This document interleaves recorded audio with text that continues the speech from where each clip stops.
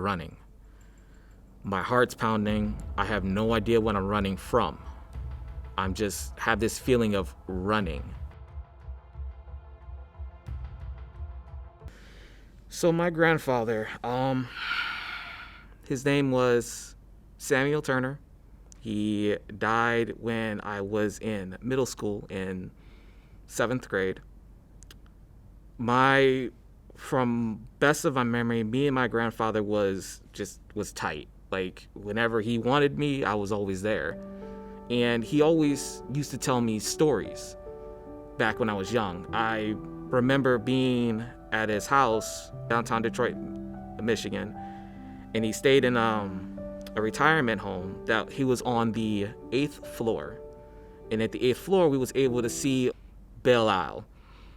And what I used to do with that is that he had these binoculars. Those binoculars I would use just to sit there and just look at the sunset. That was my biggest thing, was just watching the sunrise. And he was always telling me stories on how he used to watch the sunset and the sunrise while he was in the military. He was someone that I looked up to, and someone that I felt comfortable to tell anything. My grandfather was career military. He put in 20 years before retiring. The line that was happening in the dream is that it always happened at night. So at night, there's no lights. You don't know where you're at. You don't know where you're going. You're confused. You're lost. You have no recollection of what was behind you, what's in front of you. All you have the feeling is that your own heartbeat.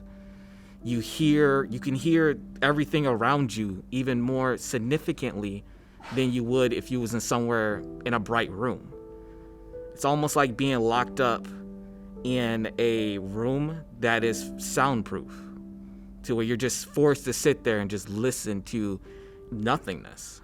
That sense of loneliness, that feeling of being alone, that from 13 until 21, I felt by myself. One story that I can recall is him telling me about being out in a cabin, normal cabin out in the woods, and they were stationed there. They were taking turns to watch for enemies to make sure no one was going to come by. And he stated that on one night, it was a full moon, and he heard dogs barking. And at first, while he heard the dogs barking, he thought they found out where he was, so he woke up his entire platoon. They said they didn't hear anything, but he was still hearing dogs. After being yelled at, he managed to convince everyone to leave the cabin. Those same binoculars that I was using, he used to watch the cabin. That's when the enemies came to that cabin, and they actually blew up that cabin. And him telling me that, like, oh, they blew up that cabin, I'm thinking to myself, like, wow.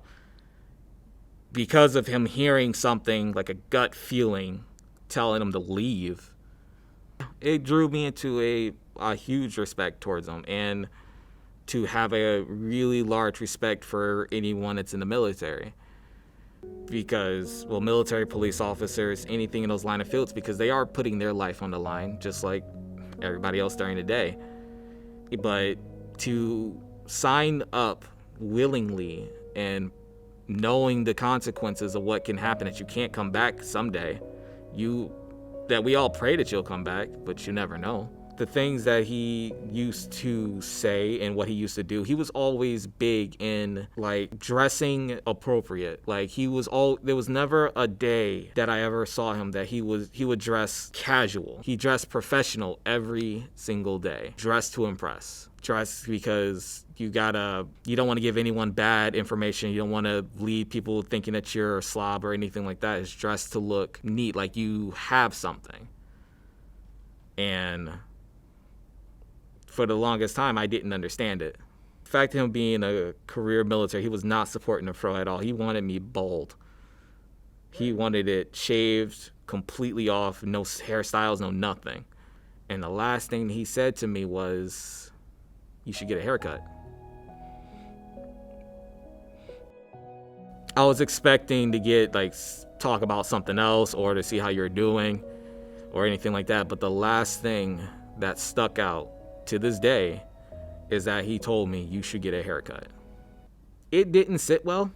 With him telling me that you should get a haircut didn't sit well with me at all, because I was always like, he was that role model to me. Like that, the whole aspect of it shouldn't care. Like, I didn't care the way how he looked. I didn't care that anything like that. So for him to heavily state to me that I should get a haircut, that implemented that he cared a lot about how I was presenting myself. When he told me that I should get a haircut, it felt like a stab in the back. The thing on it was that me and my grandfather was just so tight, and it's like I didn't want that same bond that me and him had to just go away so quickly. Now, at this time of being much older, I understand it a little bit more. It's not a sense of looking fresh. It's more feeling good about yourself. Doing something that's going to make you appreciate what you look like, how you feel. He was trying to get me to grow up, but I couldn't do it then. I just wanted to live wild and free. I was starting to have this recurring dream. The line that was happening in the dream is that it always happened at night. I'm just have this feeling of running. My heart's pounding. I have no idea what I'm running from. It accumulated, adding on the aspect of doing the same thing. It started from the beginning of me running. Then I ended up tripping. And after I ended up tripping and do like a barrel roll or something like anything in those type of field, I would happen to look back, and that's when I saw a pair of red eyes. And after I saw the pair of red eyes, I snapped awake again. The one thing to get from a recurring dream is that if you have it a lot, if you have something that constantly passes by day in, day out, it means it's happening for a reason.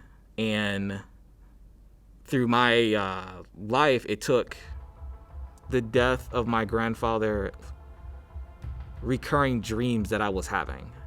It's the feeling of, at first, not knowing what's behind me, not knowing what's in front of me. All I know, I'm just running, to knowing what it is that's chasing me, to trying to find a safe spot, and then to an ending of knowing what's right and what's wrong.